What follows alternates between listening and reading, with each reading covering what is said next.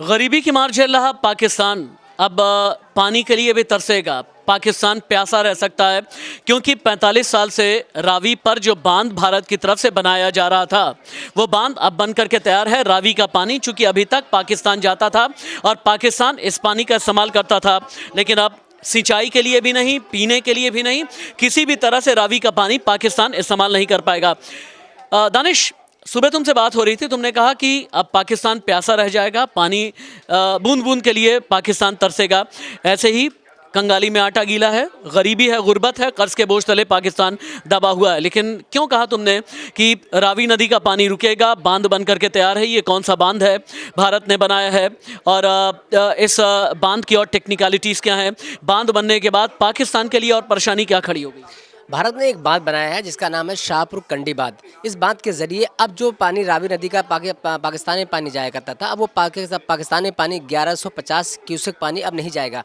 सोचिए 1150 क्यूसेक पानी अब जो सांबा और कठुआ ज़िले के आसपास के, जो जम्मू कश्मीर के आसपास, जम्मू कश्मीर प्लस पंजाब में जितने भी 32,000 हेक्टेयर के आसपास जो खेतिहर ज़मीन है, उनको बहुत बड़ा फ़ायदा मिलने वाला है। इससे पाकिस्तान कहीं ना कहीं परेशान अब लग रहा है, क्योंकि जो पाकिस्तान में पानी जाया करते थे, अब वो पाकिस्तान पे जब पानी नहीं जाएगा तो वहाँ की ज़मीनें खुश्क हो जाएंगी, प्लस वहाँ पर खेतिहर की जो ज़मीन थी वो बंजर के उपजाऊ के बजाय बंजर हो जाएगी। ऐसे में पाकिस्तान को बहुत बड़ा एक नुकसान होने वाला है। लेकिन ये चीज़ लगातार इंडिया ने इसको डेवलप किया है। 1960 के बाद जो संधि हुई थी कि 3 नदी आपके पास है, 3 नदी हमारे पास रहेगी, उसके बाद भारत ने अपनी नदियों पर काम किया है और ये चीज़ें लगातार कंटिन्यू चलती रही हैं। और ये आज भी 2016 में पीएम मोदी ने भी ये बात का जिक्र किया था कि हम अपनी पानी को सही तरीके से इस्तेमाल करेंगे। एक मिनट रुकना शहबाज, रावी नदी पे बांध बन गया, रावी का पानी पाकिस्तान को जाएगा नहीं, पानी के लिए पाकिस्तान तरसेगा, उधर ईरान हमला कर रहा है, कर्ज के बोझ तले दबा है, कंगाली अलग है, ज़रूरी चीज़ों की कीमत जो है आसमान की छूती जा रही है। ऐसे में पाकिस्तान का मुस्तकबिल शहबाज के हाथ में क्या देखते हो? मुझे लगता है कि शहबाज शरीफ के हाथ में अगर पाकिस्तान का मुस्तकबिल जाता है तो और ज़्यादा डाउन हो जाएगा। उसकी वजह यह है कि जब से शहबाज शरीफ सत्ता में आए हैं, उनको सिर्फ यह है कि किसी तरह से अपनी सत्ता बचाना है और इमरान खान को डाउनग्रेड करना है। और यही वजह है कि वो अपनी सत्ता बचाने के चक्कर में पाकिस्तान के ऊपर लगातार बोझ डालते चले जा रहे हैं।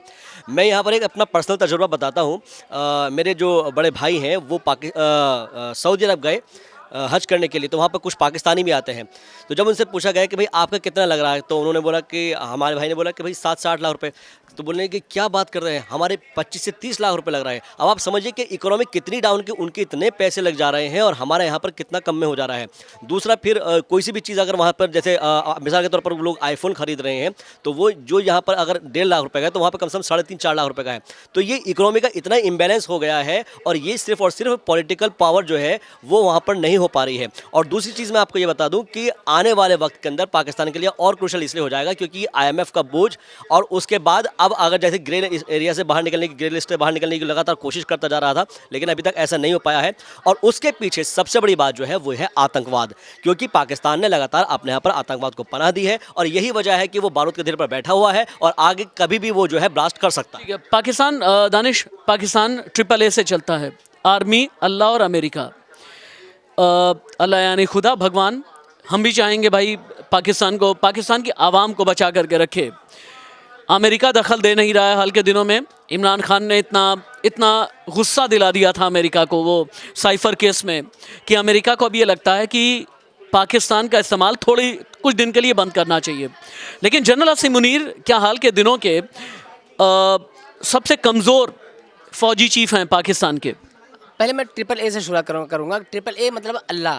पहला अल्लाह तदबीर से तकदीर बदलती है। आप काम जब करेंगे, कायदे से काम करेंगे, तो ज़ाहिर सी बात आपकी तकदीर बदलेगी। और जहाँ तक आर्मी का सवाल है, आर्मी जो कर रही है वो सिर्फ अपने फ़ायदे और नुकसान के लिए कर रही है। आर्मी को सबसे ज़्यादा झटका तब लगा जब वहाँ पर जिस तरीके से अय्याशी के तमाम तरीके के संसाधन मौजूद थे। जब 9 मई को जो हिंसा हुई थी उसके जो पर्दाफाश कर दिया था PTI ने, उसके बाद से लगातार वो खींच निकाल रही, क्योंकि जनता को, आवाम को ये चीज़ें पता नहीं थी कि कितने ऐशो आराम की जगह पे आर्मी वहाँ की रहती है। और तीसरे अमेरिका आप क्यों करेगा आपको? जब अमेरिका ने तब आपका समर्थन करना शुरू किया था, जब अफगानिस्तान पर उसको अटैक करना था, अफगानिस्तान में उसको घुसपैठ करना था, अफगानिस्तान पर लगातार जिस तरीके से वो आतंकवाद की नर्सरी को मिटाने का लगातार प्रयास कर रहा था, तब आपको वो आपको खाद पानी दे रहा था। लेकिन अब आपके पास कोई चीज़ नहीं बची है। जब अब आपके पास बचा है, आप अपना खुद मेहनत कीजिए और आगे मुल्क को आगे बढ़ाइए। ठीक है, thank you so much Shahbaz और दानिश। पाकिस्तान में इतना आप मान करके चलें कि सिविल वॉर की आहट है। पाकिस्तान में जो भी सरकार मार्च के पहले हफ्ते में बनने वाली है, उसके सामने चुनौतियां बहुत बड़ी हैं। पाकिस्तान के लिए कई मायनों में अभी की मुश्किल ये है कि रावी नदी पर जो बांध बन गया, इसकी वजह से पानी नहीं मिलेगा।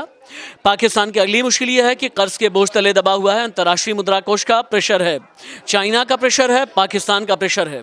जनरल असीम मुनीर और भी कमज़ोर पड़ते जा रहे हैं, लेकिन कहा यह जा रहा है कि जनरल असीम मुनीर कभी भी अपना पासा पलटेंगे। पासा पलट करके क्या तख्ता पलट होगा? पासा पलट करके क्या जनरल असीम मुनीर अपनी तरफ से कोशिश उनकी ये रहेगी कि इमरान खान को फिर से फ्रंट फुट पर लेकर के आएँ?